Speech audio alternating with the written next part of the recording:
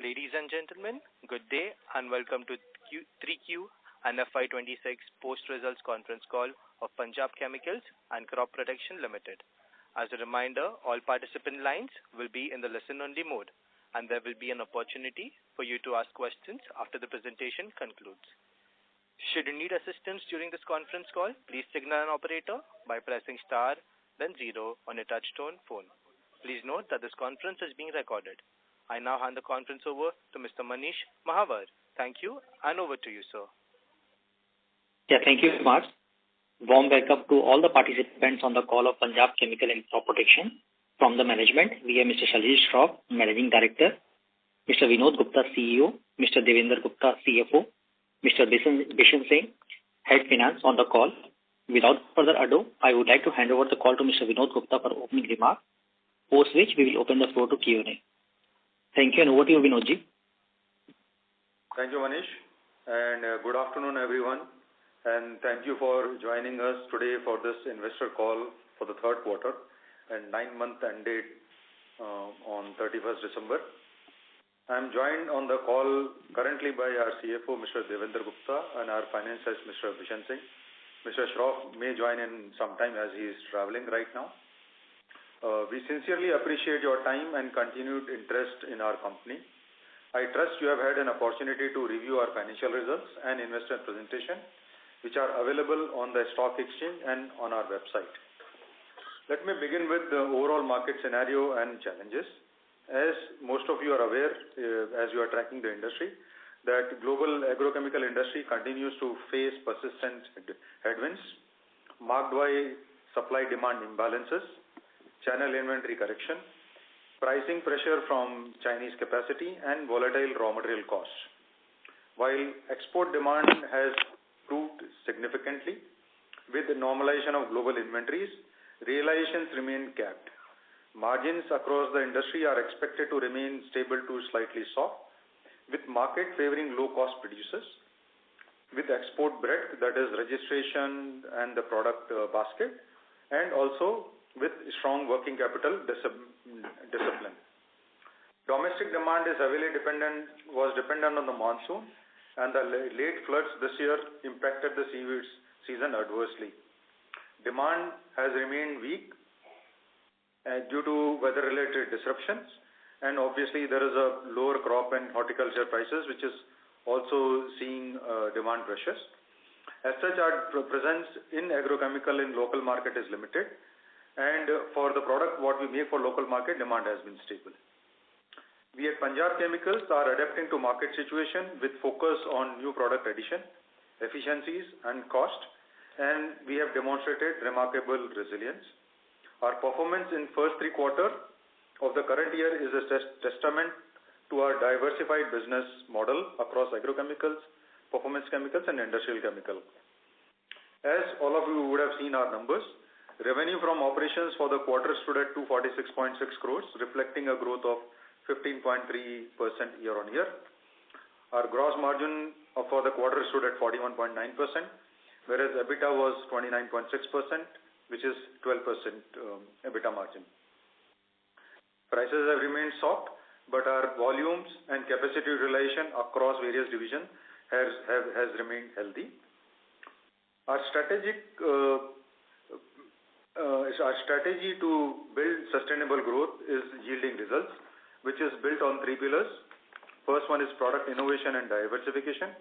We continue to invest heavily in R&D to introduce new products, mainly focusing on products which are on reasonable volume, reasonable size, but which are not sort of commodity, where we believe that value addition will be higher and we can meet the global regulatory standard.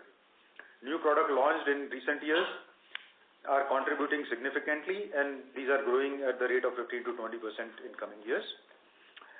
In order to cope up with the demand for the products, we are investing to debottleneck our capacity and also new production blocks. This expansion also aligned, as all of us are aware, government is giving a push for Make in India with a lot of policy changes. So we believe that our expansion is timely to capture these opportunities. And also, Third pillar for our strategy is operational excellence. We continue to focus on operational excellence, continue to focus on efficiency, so that we remain competitive and maintain market share for our existing products. At the same time, we continue to focus on our expanding our customer base, chemistry capability, strengthening our customer relationship, which is helping us to expand our product portfolio. The progress on the MOUs, we had signed 3 MOUs last quarter. Progress is satisfactory, and we are confident that the commercialization for these products will happen in FY27. Our in-house R&D work and some pilot trials is focused on products which are going off patent both in agrochemical and specialty chemical space. On the manufacturing front, our previously announced capex plan is progressing on schedule. The new manufacturing block is under development to support the growing demand. Also, alongside expansion, we continue to focus on asset renewal programs. Last quarter, we took a revamp of 2 production blocks to improve safety, efficiency, and reliability. We continue to evaluate new manufacturing location to support our medium to long-term growth strategy and enhance our supply chain resilience. So I will conclude my comment by saying that we remain confident in our strategy and our ability to deliver long-term value to our shareholders. Our robust Q3 performance, coupled with strategic capacity expansion, product innovation, positions us for a strong recovery as the industry condition normalizes. With this, I will hand over the call to our CFO, Mr. Devendra Gupta, to give financial highlights for the quarter and the year so far. Thank you, Vinodji. Good evening, everyone. Thanks for joining us for our Q3 and 9-month FY26 earnings call. I'll now provide a summary of the financial performance for the quarter and 9 months period ended December 31, 2025. On the quarterly side, our revenues from operations stood at INR 246.6 crores with a growth of around 15.3% on year-on-year basis. The domestic market contributed around INR 138.2 crores, while the international market contributed 108.4 crores to the total revenues. Gross margin for the quarter under review stood at 41.9%, an incremental of 1.9% on year-on-year basis. EBITDA for the quarter was INR 29.6 crores with a strong growth of 53.5% on YOY basis. The EBITDA margin also stood at 12.4%. Profit after tax for the quarter stood at INR 13.8 crores, growing by 127.7% on year-on-year basis, and PAT margins stood at 5.6%. For the 9 months period, the performance is as follows.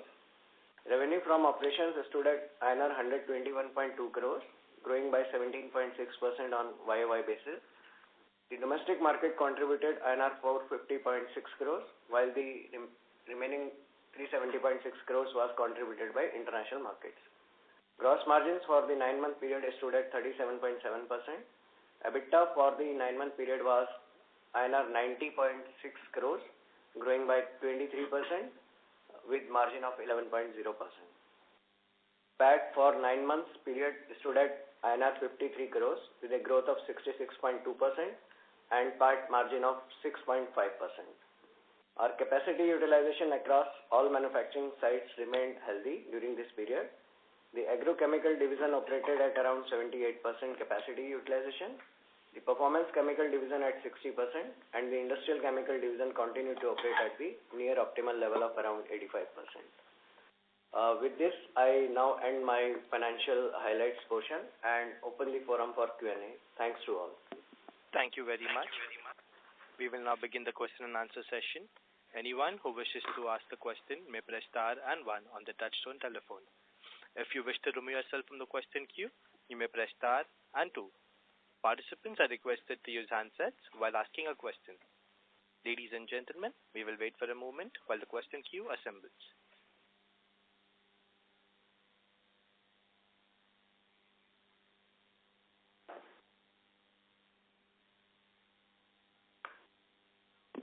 The first question is from the line of Rahul Jain from Credence Wealth. Please go ahead. Hello. Am I audible? Yes, sir, you're audible. Yes, sir, you're audible. Yeah. Please go ahead. Yes, you're Thanks audible. Thanks for the opportunity. The first question is on the capex side. So current year till now, what capex we have done in 9 months, and what further capex is expected to get completed in March 26, and what is the capex for March 27, and if you could segregate that between the growth capex and the maintenance capex. So for this year so far, our capex is roughly about 30 crores, and we will be investing another 10 crores in the year, so total will be around 40. Out of this, roughly about 22 CR is for asset renewal and compliance and other aspects, and about 18 crores is for creating either a flexibility in production blocks or capacity expansion for the new product that we have added in last 2-3 years.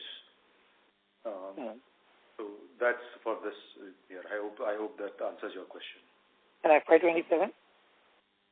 FY27, because our major capital expenditure for the new block will start coming in from March onward, so we expect the new block to take about 70 crores.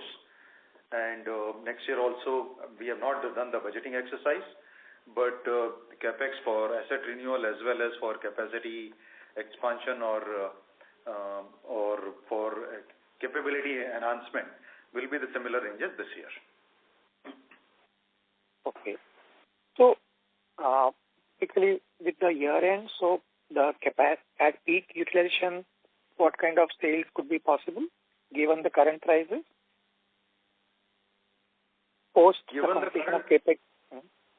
Given the current price levels, post the completion of capex, suppose if you're talking about FY27, we should be able to easily do roughly about 1,400 to 1,500 crores based on the capacity that we are creating. And the product that we are planning to add are also slightly higher price. I'll not say very high price, but they are in the range of $17 to $20 kind of a price.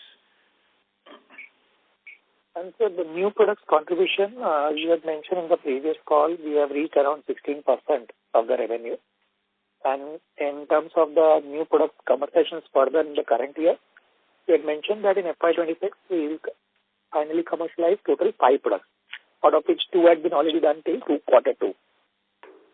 So currently, at what stage we are in terms of commercialization of the balance 3 products for the current year? And typically, what kind of contribution these 5 products can, incremental contribution from these 5 products can be in the next FY27 and FY28? So I think, as you know, the new product addition generally, the volume increase is a slow process, because first we have to give some commercial lots, which are typically small quantities of 5 to 10 tons. Then gradually the volume ramps up and the full potential is realized only in 2 to 3 years' time. As far as the commercialization of these products is concerned, in fact, we are already at the stage of commercializing more products than what we had initially projected. So last quarter we commercialized one more product. For that, samples have already reached the customer. And if based on whatever we have done, next year we are expecting handsome volumes. And 3 to 4 more products we are planning to do commercial trials in Q4. So broadly this year our new product addition will be in the range of 5 to 7 numbers. That's what we are projecting. Overall, if it's difficult. I will not be able to say product-wise, because some products are very small in volume but high value. Some products are over a period of time can become high volume, but the value will be reasonable. Overall, all these 5-6 products put together, we can expect a contribution in 2 to 3 years of about 150 crores coming from these new products that we have tried in this year. So when you speak about MOU, you had spoken that MOU, 3 MOUs, each of the MOU can be around 50-60 crores. So the total incremental MOUs can contribute about 150 crores, roughly that sales. So within these MOUs, are we talking about these new products also a part of the MOUs, or these are 2 separate things? These are 2 separate things. MOU, as I mentioned, Commercialization we are expecting in FY27, not this year. So far the progress has been that we have actually initial part of the technical due diligence is completed. Our product samples have been approved by the customer, and now we are in the process of final agreement signing, where we are now thrashing out final details of the overall arrangement, which is sort of a long-term firm agreement with all the three parties. But this will happen in FY27. So these two are two separate things. The benefit of MOUs will start occurring from second half of FY27? I think yes. I mean, let's take it to full year, because all the three probably will be happening at a different stages, depending because of the complexity. I mean, say for example, when we have to do a final agreement with a Japanese customer, sometimes it may take up to 6 to 9 months just to get the agreement done. But broadly, the timeline is FY27 in phased manner for all the three products under MOU. Yeah. And just one last question, sir. Your initial commentary, you spoke about prices still being stable, but no increase further, and demand continues to be good. So with this latest announcement regarding by China in terms of cancelling the export tax rebates for certain pesticides from 1st April. So how do you view that this exercise? Do you feel the sentiment could be better, say, from April onwards in terms of the agrochemical pricing? Yeah, I think this withdrawal of export benefit is on a very selective basis. It is not across the board. It has been product specific or some particular chapter numbers, which does not cover any of our products at the moment. But our belief is that this is beginning of withdrawal of export and tax benefit by China. Over a period of time, they will probably move to more and more products, and they will withdraw this export benefit. So at the moment, I mean, if you ask me from 1st April onwards, there will not be, our products may not be impacted, but we have to keep a watch, because how does China exports get impacted because of this duty withdrawal on limited product? If it is a severe impact of export from China, probably they'll come back in this area, because I think their economy is being driven mainly by exports. So that's the way we see it. But in long run, we definitely foresee that export benefit withdrawal will be a process with Chinese government will follow. So do you expect overall agrochemical pricing improvement in, say, next 1 or 2 quarters, or it will take some more time? I think there may be some uptick, because we have seen improvement in some products, but this improvement is a 3 to 4%, not significant. So it will be product specific rather than a general industry phenomena. Thank you so much, sir. I wish you all the best. Thank you, Mr. Rahul. Thank you.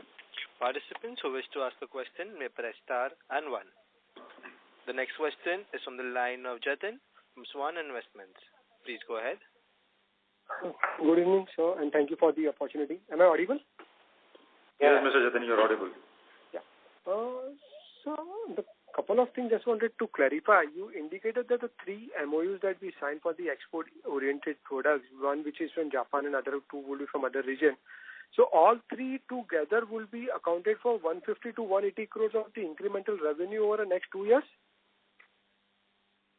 Next 2 to 3 years, because I think first year will be just commercial quantities, first trial lots. Once the product acceptance is there, gradually the volumes will go up. So let's take 3 years actually. So 3 years on the cumulative, so all 3 together will be 180 crores on a cumulative basis, right? All 3 products, 3 MOUs. Yes, right. Right. And on the overall time, because I guess this MOU which we are signing, it's like more of a CDMO, so definitely we'll have a better profitability as compared to our existing product. Is it fair to understand that? I think that's a fair assumption, that these MOUs will be at a higher profitability than the current product basket, and and these are also sort of exclusive arrangements that we are getting into. But sir, any rough guidance can you give? Suppose if you're at 12% margin, these MOUs could be 100 or 200 bips higher, or probably more than that in terms of the profitability. Let me take that. Jatin, hi, this is Shalil here. Hi, sir. Please understand that during these calls, sometimes, we have to be very diplomatic in giving numbers. But as Vinod definitely said, that these are niche products and this will have a better incremental than what Punjab has been performing over the years. Okay, sir. Sir, on this commercial production that which is under trial, 4 products which is going to commission in Q4. So what will be total market size of this 4 new products which will go under trial production in Q4, and when could start the commercial side? So basically, Jatin, please understand that these are under secrecy agreements, but these markets will grow as we get registration. But as narrated by Vinod, that we expect in the next 2 to 3 years to get a revenue of around 180, and on the upper side, it could be double of the same. So, no, sir, I'm not talking about the 3 MOUs that you have signed, but I'm talking about the production trial that will be taking up 4 new products in Q4. Is that a part of strategic partnership, or that are the 4 different products? So these are 4 different products that we are commercializing. I'm sorry, I joined late, so maybe Vinod. You joined late, so these 4 products we are commercializing this year, and over a period of time, even these will add about 150 crores kind of a revenue in next 2 to 3 years.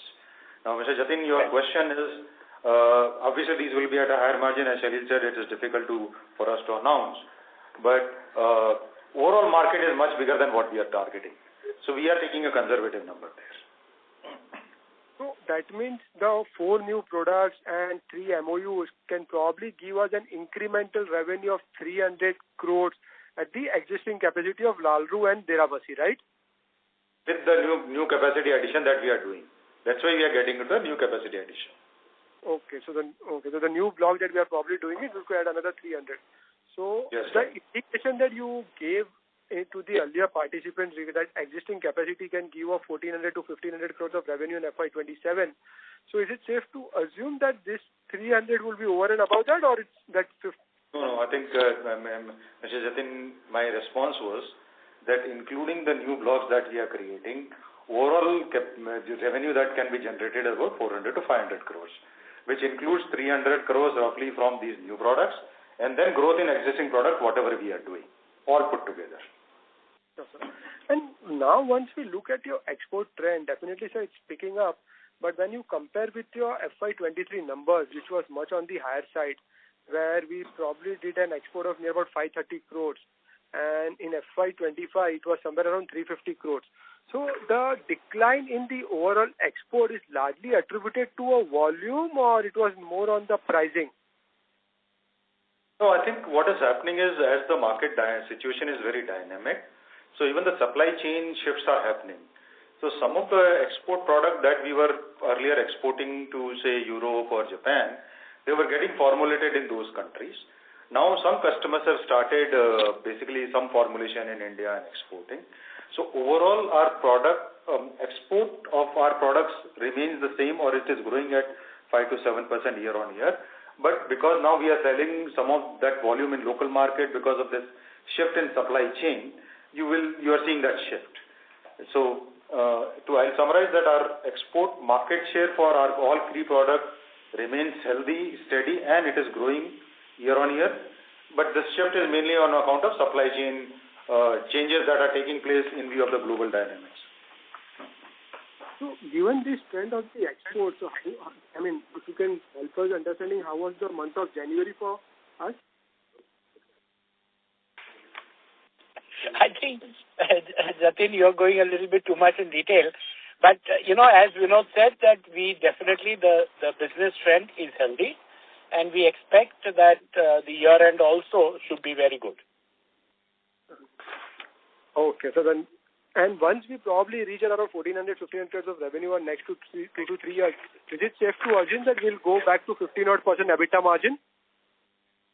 Yeah, as we said, as we have already narrated to you that, the newer products is getting better margins. So definitely the trend of Punjab in terms of gross margin, and at the bottom level will definitely improve. So, Sanjay, one last question. Last question from my side. So, from last 2 to 3 quarters, more than that, we are probably looking at the setting up of a new facility. And, have we finalized, because we are looking somewhere in Maharashtra or Gujarat, is something on card, or probably as of now our focus will be more on expanding our new block in Deravasi and Lalru, and probably after that we may look at the new site. How shall one look at it for the future growth drivers?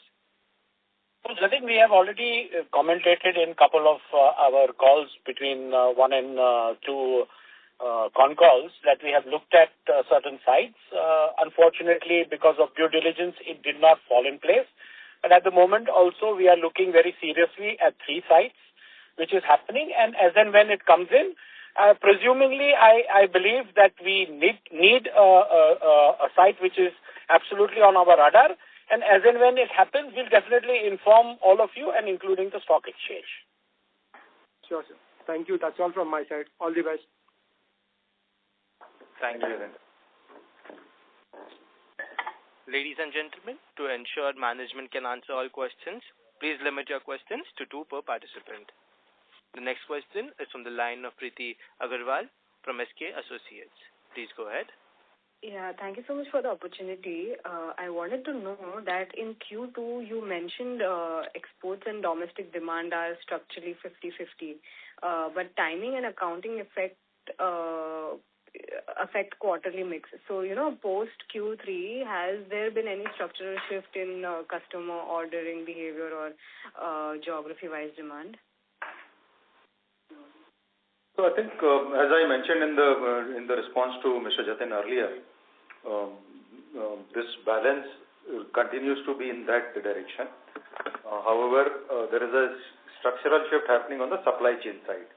Some customers are now taking material in India, they are formulating it, or the next process is being done in India and being exported.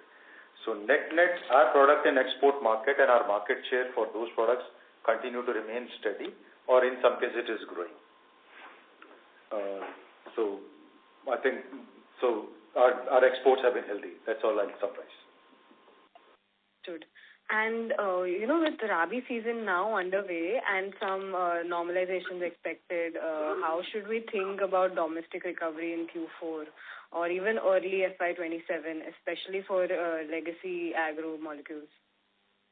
See, our presence for local product is very limited.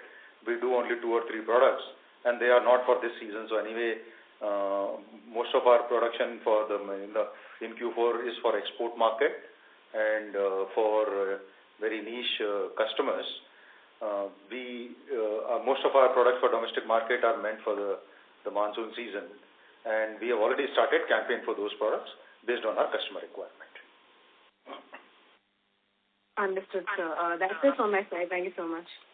Thank you, Ms. Preeti. Thank you. The next question is from the line of Pratik Shah from Investing Alpha. Please go ahead.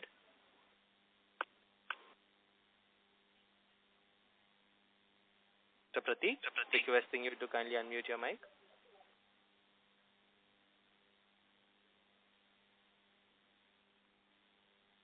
So Pratik, you're not audible. So can we move to the next participant?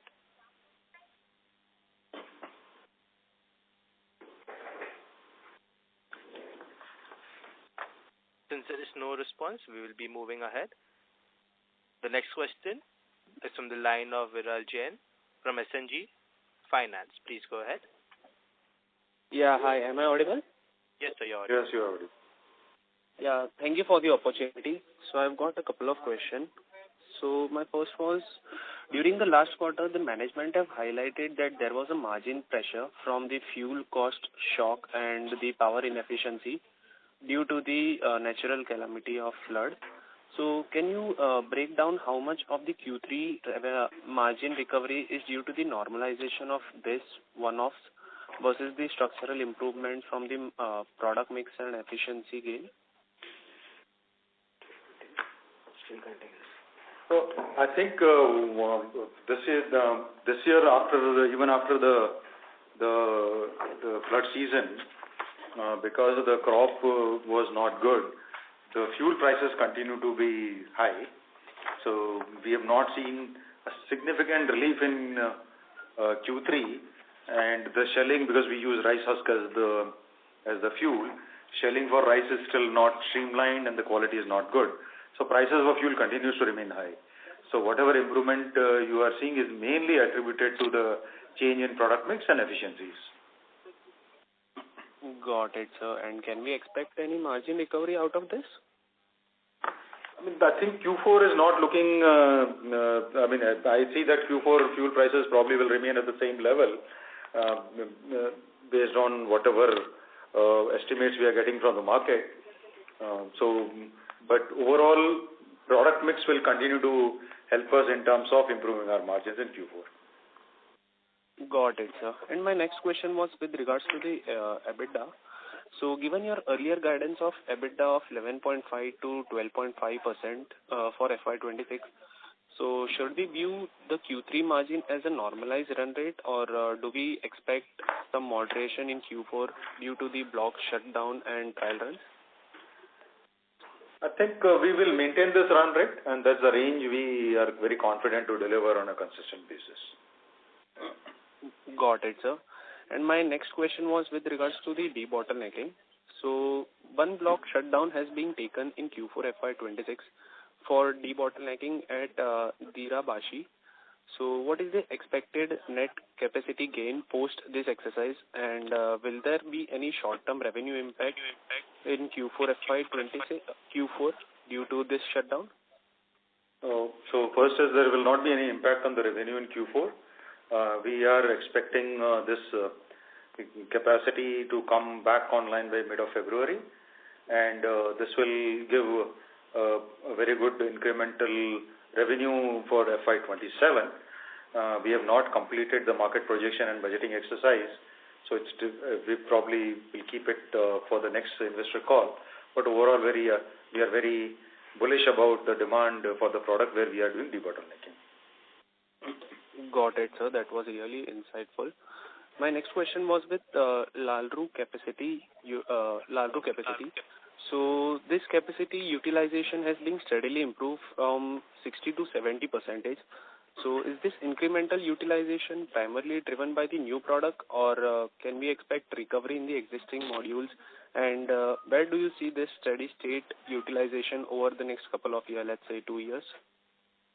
So we continue to work on improving the capacity utilization. We continue to rationalize the product mix and also capitalize on some spot demands that is coming from market to improve our capacity utilization.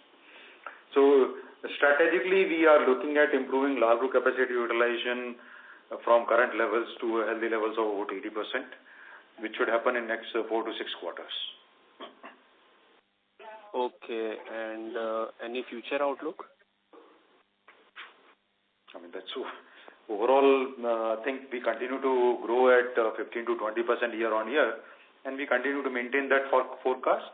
And I think earlier participants asked some very specific questions about product addition and their growth prospects. I think that should give you a very good clue around the journey that we are taking. Got it, sir. Got it. That was all from my side. Thank you. Thank you. Thank you. The next question is from the line of Isha Murthy from Mars Investing Capital. Please go ahead. Hello, sir. So my question is, like in Q2, you indicated new products contributed around 16% of H1 revenue. So where does this contribution stand after Q3? And what is the targeted share over the next, say, 12 to 18 months I'll take into?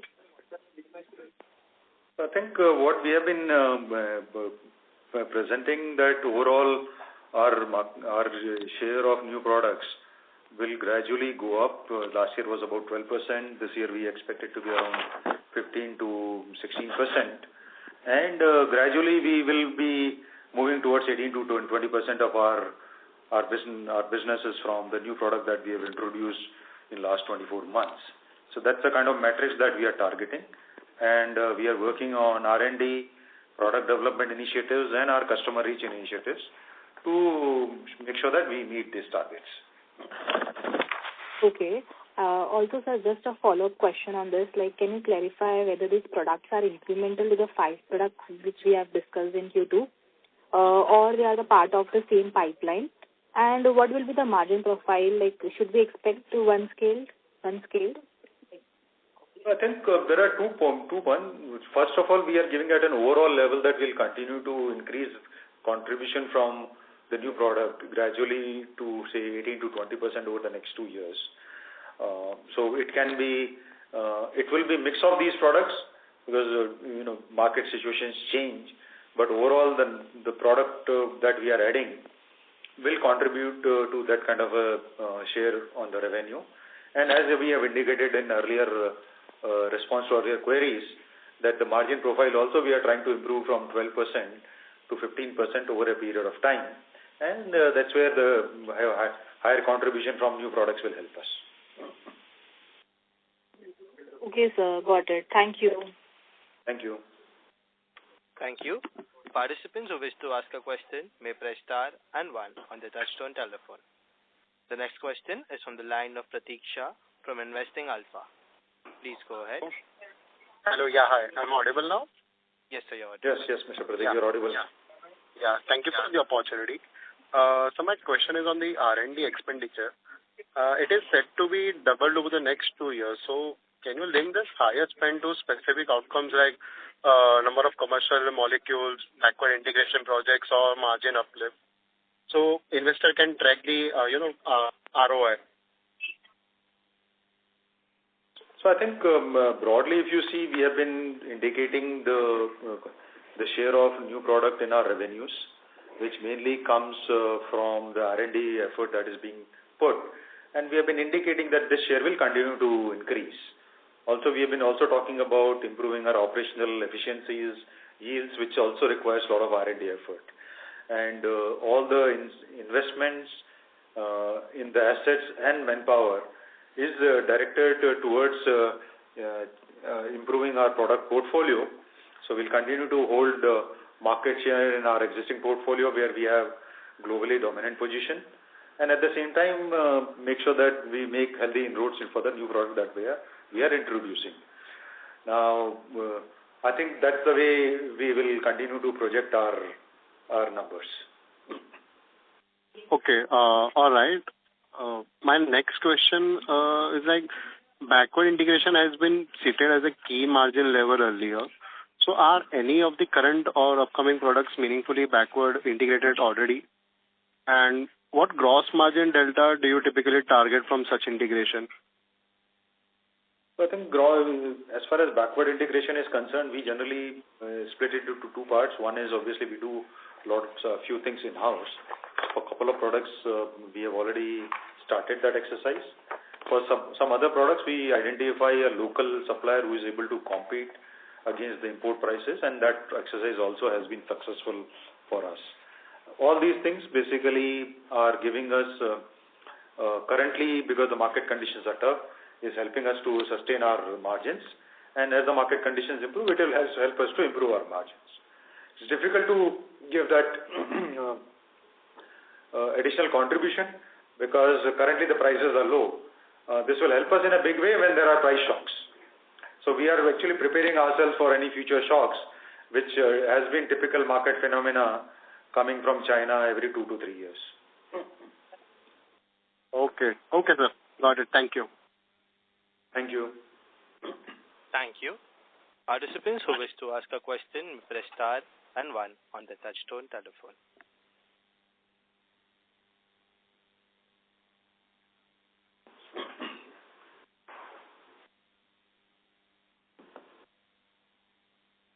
As there are no further questions,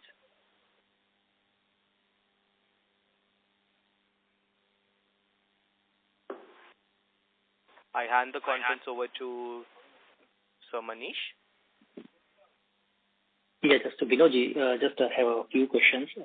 So in terms of these molecules which we are commercializing in 4 molecules in 4Q, 3 or 4 molecules in 4Q and MOU, what we have signed right for next year, 3 more MOU. So can you maybe give some indication in terms of which segment is catered to, agro, pharma, or spec chem, these 7 or 6 or 7 molecules? So total out of these 7 products that we are talking about, 3 are from agrochemical sectors. Okay. 3 are intermediates and 1 is performance chemical. That's a broad segment. Okay. Intermediate, it is also related to your AgChem molecule. Intermediate, I think out of these 3 intermediates, again, 2 are for pharma and 1 is for agro. Okay, understood. And in terms of, it's purely all the 7 are for export market or domestic? It's a 50-50% market share. 50%. Okay. And can it possible to share revenue breakup of 9 months in terms of agro, pharma and your spec chem business? So this is an integrated business, and I think we basically, that's why, because there is a lot of integration that takes place between one business to another business. So I think at an overall level is what we project the numbers, and I think that's the way we will continue to show the numbers. Sure. That's it from us, and all the best. Okay, thank you.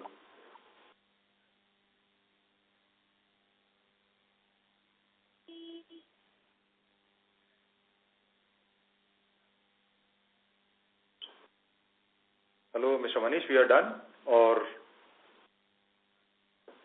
The next follow-up question is from the line. So we do have a follow-up question. Okay. The next follow-up question is from the line of Jatin from Swan Investments. Please go ahead, sir. So, just wanted to understand your mix of between the domestic and export, which is currently around 70-30. So, if you probably, when you are doing at a 1,500 crore to the top line, how do we see that mix changes from the current level over the next 2 to 3 years? See, Mr. Jatin, as I told you, what's happening is there is a lot of supply chain shifts are happening. Now, say for example, some of our customers today who basically take technical directly from us in a particular geography are already in discussion with us, can the product be formulated here? That is maybe because of the better distribution network, better cost, whatever be the reason. But so that in terms of the number that we project, because whatever we export directly gets counted as exports. So broadly our share will remain 50-50 even for the new products. But when you look at the numbers, it will depend on the supply chain, how the customer wants it before the product is placed in the market. But if I look at all the share of the product, it will remain at 50-50 roughly. Sure. And second question is more on the technology front, which you highlighted in your presentation about the 3 technologies. So can you throw some light on all the 3 different technologies that we'll be using it? Just a minute. Which point are you referring to? Just a minute.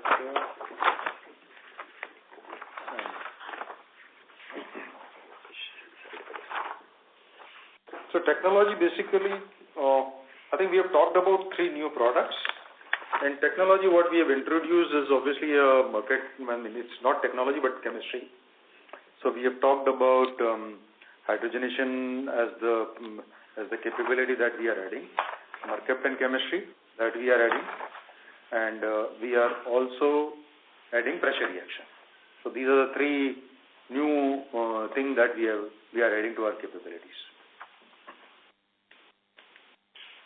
Okay, but all these technology we are adding. So when one can see a product coming from this chemistry? Over. That's what. So I think some of the products that we are doing right now are involving these technologies. Okay, some of the products are already involved. Okay, sir. That's all from my side. Thank you. Thank you. That was the last question. I now like to hand over the conference over to the management for the closing comments. Shalil bhai, are you there? Shalil bhai? So has left the he has disconnected. Okay. So first, so let me take over this. So thanks a lot for the interest and I'm sure that we have been able to answer most of your queries in the call. And we continue to remain confident about the growth and the profit margin improvement over the next few quarters. And this year, already we have shown that kind of a growth. And our product pipeline looks healthy to deliver the kind of performance that we have been committing. Thanks a lot, and wish you a good day. Thank you. On behalf of Antique Stock Broking Limited, that concludes this conference. Thank you for joining us. You may now disconnect your lines.